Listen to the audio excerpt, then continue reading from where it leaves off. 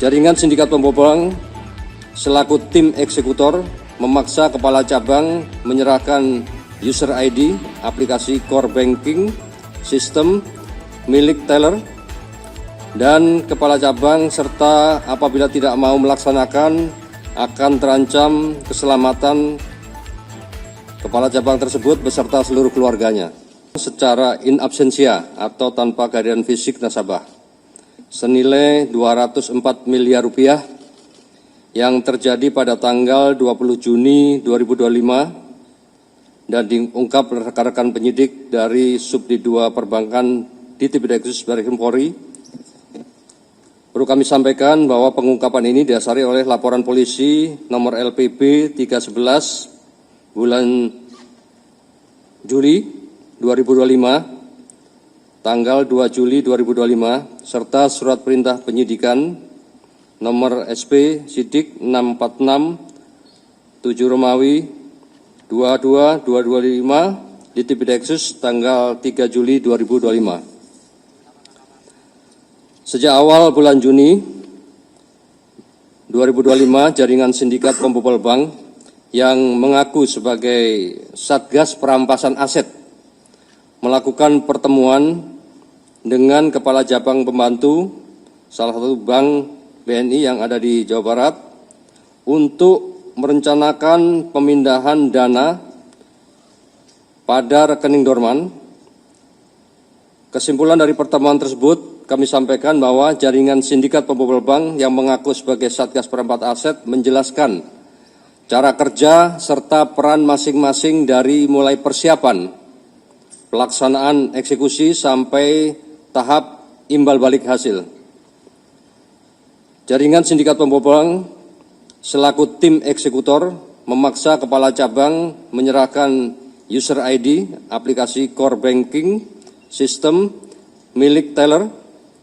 dan kepala cabang serta apabila tidak mau melaksanakan akan terancam keselamatan kepala cabang tersebut beserta seluruh keluarganya. Di akhir bulan Juni 2005, jaringan sindikat pembobol bank selaku eksekutor dan kepala cabang bersepakat untuk melakukan eksekusi pemindahan dana rekening dorman pada hari Jumat pukul 18.00, jadi sudah di akhir minggu atau mendekati hari libur, setelah jam operasional. Hal ini dilakukan sebagai celah para pelaku untuk menghindari sistem deteksi bank. Kepala cabang menyerahkan user ID aplikasi core banking system milik teller, dan kepala cabang kepada salah satu eksekutor yang merupakan ex-teller bank untuk kemudian melakukan akses ilegal terhadap aplikasi core banking system dengan melakukan pemindahan dana secara in absentia senilai 204 miliar rupiah ke 5 rekening penampungan yang dilakukan 42 kali transaksi dalam waktu 17 menit. Pihak bank menemukan adanya transaksi mencurigakan, kemudian melaporkan kepada Baris Krim Polri, dan atas adanya laporan tersebut, penyidik 2 Subdit Perbankan di Tipideksus Baris Krim Polri langsung berkomunikasi dengan rekan kami yang ada di PPATK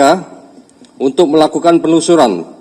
dan pemblokiran terhadap harta kekayaan hasil kejahatan maupun transaksi aliran dana tersebut. Kunci keberhasilan pengungkapan tindak pidana ini terjadi berkat respon cepat analisis mendalam, kecermatan dan kerja keras penyidik Subdit 2 Perbankan yang dibantu dan didukung penuh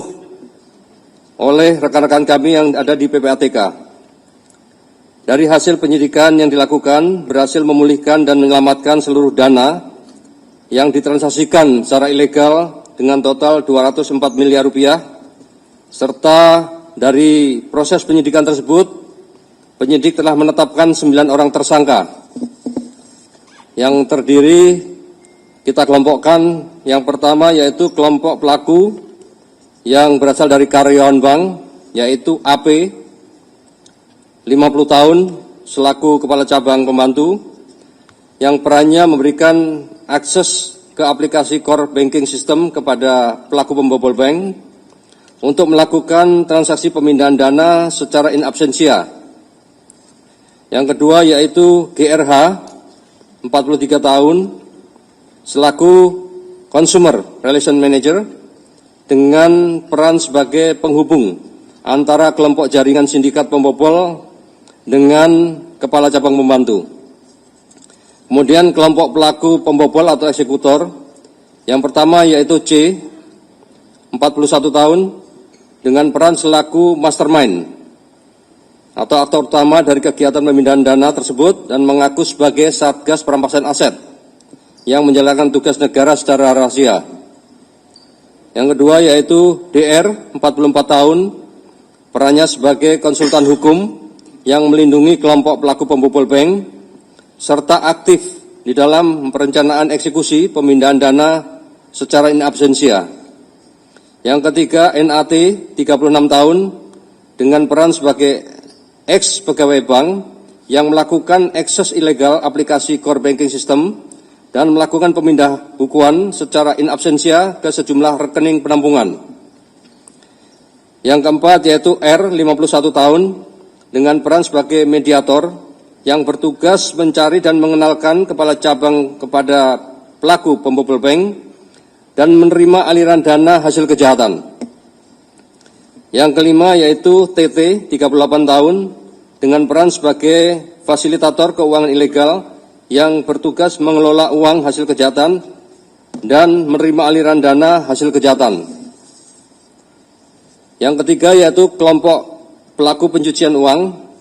Yang pertama yaitu DH, 39 tahun, dengan peran sebagai pihak yang bekerja sama dengan pelaku pembobol bank untuk melakukan pembukaan blokir rekening dan memindahkan dana yang terblokir. Yang kedua yaitu IS, 60 tahun, dengan peran sebagai pihak yang bekerja sama dengan pelaku pembobol bank yang menyiapkan rekening penampungan dan menerima uang hasil kejahatan. Dari 9 pelaku di atas, terdapat 2 orang tersangka berinisial C dan K serta DH sebagai sindikat jaringan pembobolan dana nasabah yang menargetkan rekening dorman, yang juga terlibat dalam kasus penculikan terhadap Kepala Cabang Bank BRI, Cabang Cempaka Putih, berinisial MIP, yang saat ini ditangani oleh Ditreskrim Polda Metro Jaya. Dengan modus operandi, para pelaku merupakan jaringan sindikat pembobol bank yang menargetkan pemindahan dana yang ada di dalam rekening dorman di luar jam operasi elektronik, pasal 46 ayat 1, junto pasal 30 ayat 1 Undang-Undang Nomor 1 Tahun 2024, perubahan kedua atas Undang-Undang Nomor 11 2008 tentang ITE,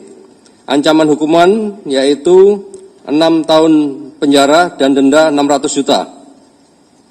Yang ketiga, tindak pidana transfer dana, pasal 82, pasal 85, Undang-Undang Nomor 3 Tahun 2011 tentang transfer dana. Ancaman hukuman yaitu 20 tahun penjara dan denda 20 miliar. Yang keempat yaitu tindak pidana pencucian uang, pasal 3, pasal 4, pasal 5, Undang-Undang Nomor 8 2010 tentang pencegahan dan pemberantasan tindak pidana pencucian uang dengan ancaman hukuman yaitu penjara 20 tahun serta denda 10 miliar. Rencana tindak lanjut melakukan pengembangan kepada pelaku yang lain yang saat ini masih dalam proses penyidikan dan pencarian dalam jaringan sindikat pembobolan bank tersebut